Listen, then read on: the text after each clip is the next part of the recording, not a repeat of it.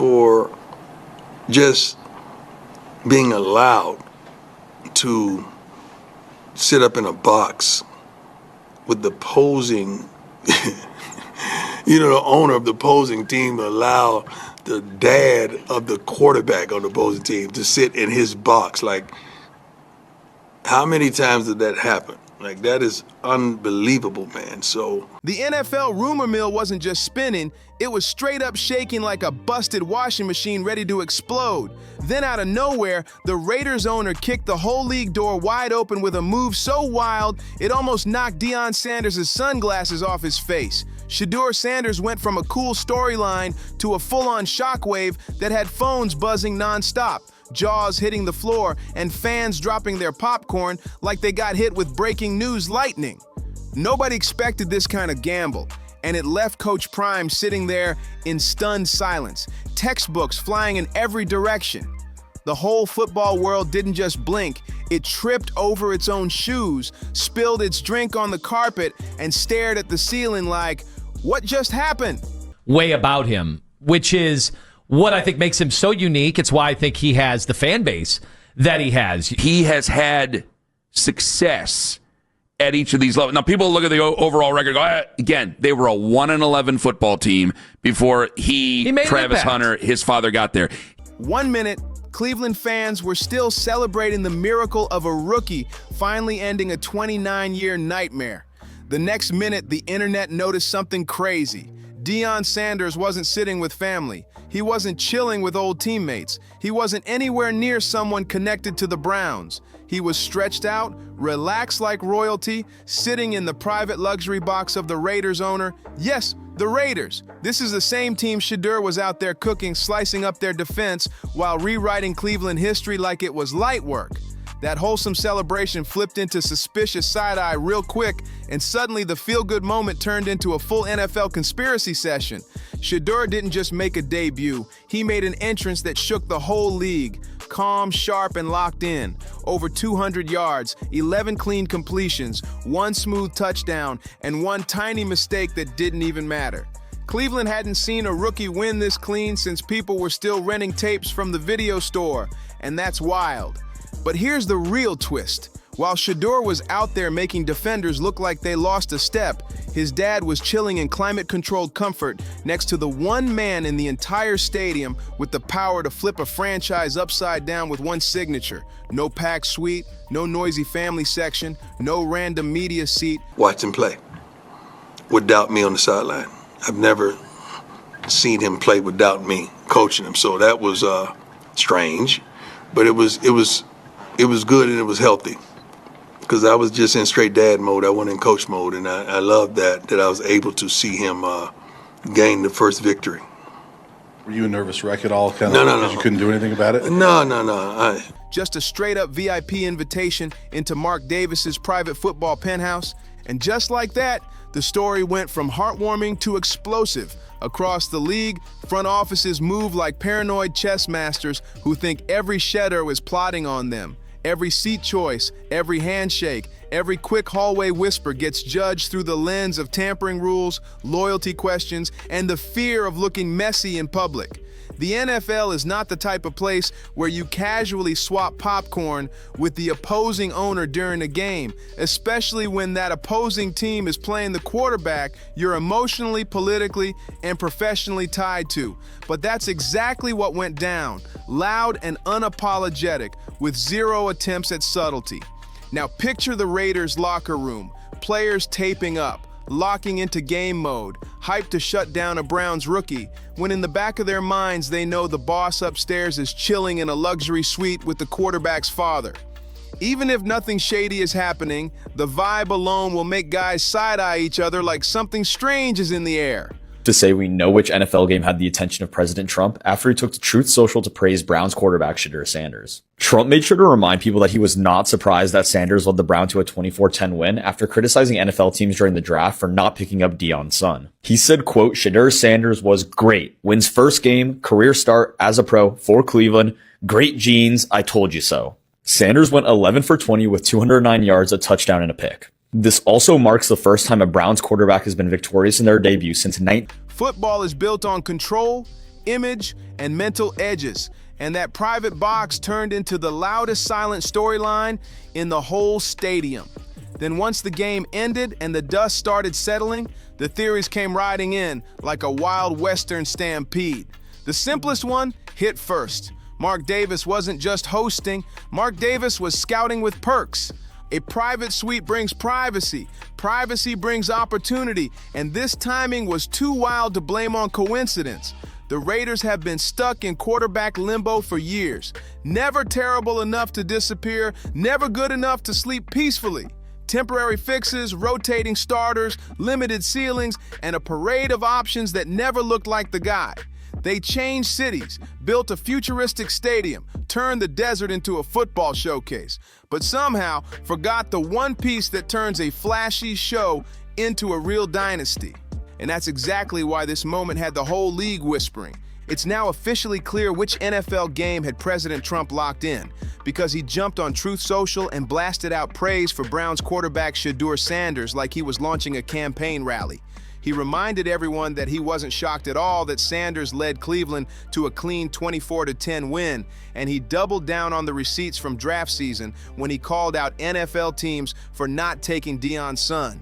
That he's gone, that has immediately raised the level of success and raised the profile of those places. The NFL is a different level of competition. And I think where it started to set in for him was the game against Baltimore, where he sat there on the bench after the game, where Rex Ryan ripped him for it. But I think it sat in going, this is going to be a lot harder than even you would ever realize. The NFL has that way of doing it. I don't need to humble him. You don't need to humble, and you're not calling for it. Trump dropped the line exactly as written. Shedeur Sanders was great, wins first game career, start as a pro for Cleveland great genes, I told you so. That sparked instant chaos across the league. Shedeur went 11 for 20 with 209 yards, 1 touchdown, and 1 pick, but the real headline is this. He became the first Browns quarterback to win his debut since 1995. And suddenly he wasn't just a rookie, he was a walking headline. Young, composed, marketable, and carrying a last name that sells like a luxury label straight out of a high-end mall. From a pure football angle, the Raiders connection almost makes too much sense. They've got speed, weapons, and playmakers who are tired of inconsistency holding them hostage.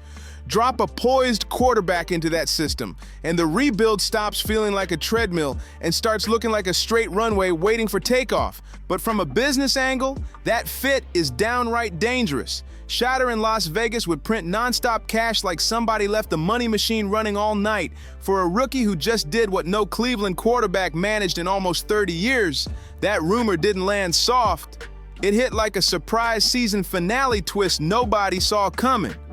And here's where it gets messy. Nothing shakes a young quarterback faster than the quiet feeling that someone might be scouting his replacement behind his back. Yeah, that was just jokes, man. That was jokes. A lot of people took that out of context, but you understand the past 6-7 months been hard, so I want to definitely be thankful that I am able to work out with those guys and knowing I do have a great defense and knowing I came this far.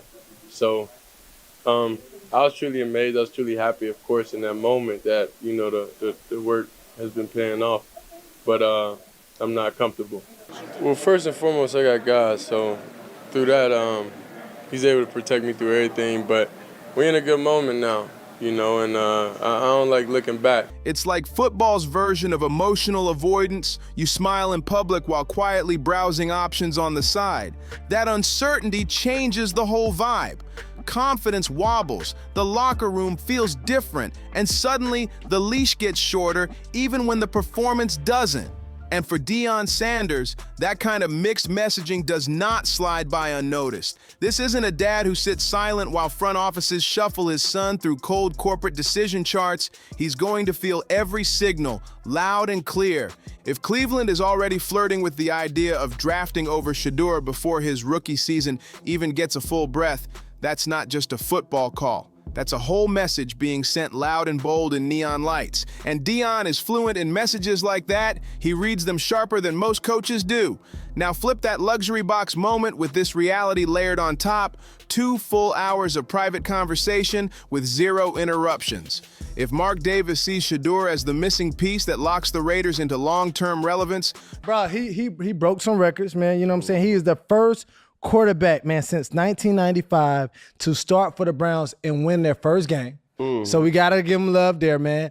And, bro, they done had 42 quarterbacks, okay, since 99, all right? Listen to this.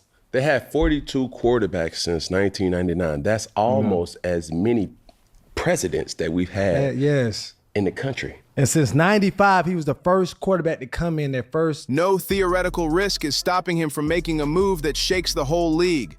And that's exactly where the board gets messy. Shadeur wasn't drafted like some franchise savior. He was a 5th-round pick, a low-cost asset with quiet expectations. But the NFL doesn't measure value by draft slot once the lights come on. It measures value by how you perform when every eye in the stadium is watching. And Shadeur's debut did not look like a developmental project. It looked like a dude who already belongs on that stage, and that instantly transforms his trade value from a mid-round piece to premium currency overnight. Cleveland wouldn't be asking for some polite return. They'd be demanding first-round talks, maybe even more. And the Raiders are one of the few teams desperate enough for a true cornerstone quarterback to actually blink last in that showdown. But Cleveland's issue isn't just about the value, it's about the quiet back channel forming in the Shedeurs.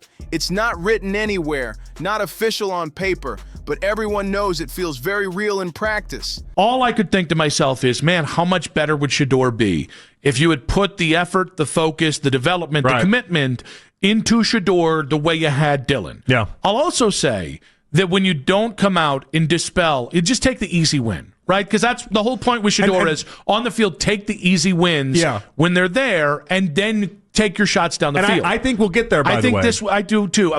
Meanwhile, in Las Vegas, fans are already whispering about destiny floating through the desert air.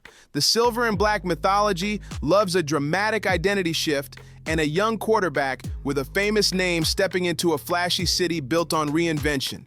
That's branding fuel. That's storyline gasoline. That's the kind of narrative the league secretly enjoys because it prints engagement without lifting a finger. From a football mechanics angle, the Raiders wouldn't even need to tear everything down for him. They already have talent that pops the moment they get consistent quarterback play. A reliable quarterback makes receivers better without changing the roster, boosts protection, opens up the playbook, and flips the entire image of a franchise. Suddenly, a team that felt stuck becomes a project with real direction. Shedeur isn't some mystery lottery ticket. He's already showing the league exactly who he is. He's already handled real NFL pressure like he's been here for years. He stood in collapsing pockets without flinching, managed the clock like a seasoned pro, and threw with anticipation instead of panic. And the wild part is, that I don't have it in front of me, that Cleveland Brown quarterbacks, their first start were like 0-748. Shedeur comes in with this circus around him and beats up on the Raiders. Your Raiders are pathetic, coach. You said you wanted to put a fork in your eyes watching them. Can you read anything into Shedeur, who, by the way, after the game, he kind of did his version of, we're talking about practice? Imagine a year of practice, I'll be dangerous. Deion's public gratitude afterward didn't calm the noise. It cranked it up even louder. On the surface, it looked polite, but underneath, it placed their whole relationship right in the daylight where leverage shifts without anybody saying a word. It tells Cleveland that options exist. It tells Las Vegas the interest isn't hiding, and it tells the entire league that Shadeur's future is far from locked in. That's a power move that doesn't even need a loud announcement. Now picture the internal reaction inside Cleveland's building after all this noise. A rookie wins his debut. The fan base explodes with hope.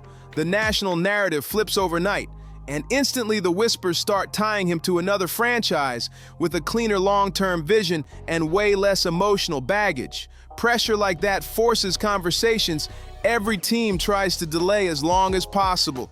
Commitment talks start, timelines get questioned, development plans get dragged into the room, And once those discussions begin, the whole building tightens up. If Cleveland waits too long to back their quarterback, the perception will lock in that they don't fully believe in him. And in today's NFL politics, perception becomes its own form of leverage, whether teams like it or not. Now, sure, it's entirely possible nothing dramatic ever comes from all this. It's possible Mark Davis was just being gracious. It's possible Deion simply wanted to watch the game without pacing around the sideline like a stressed-out coach. It's possible the whole moment was nothing more than simple football hospitality with no secret terms written on cocktail napkins. The issue isn't that this innocent explanation can't be true. It's that the NFL doesn't run on innocence anymore. The league runs on suspicion, leverage, and timing.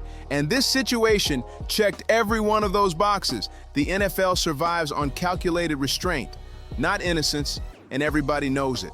In a league where even the hint of divided loyalty sparks investigations, that luxury box moment felt like a flare shot into the night sky. Bright, loud, and impossible to pretend you didn't see.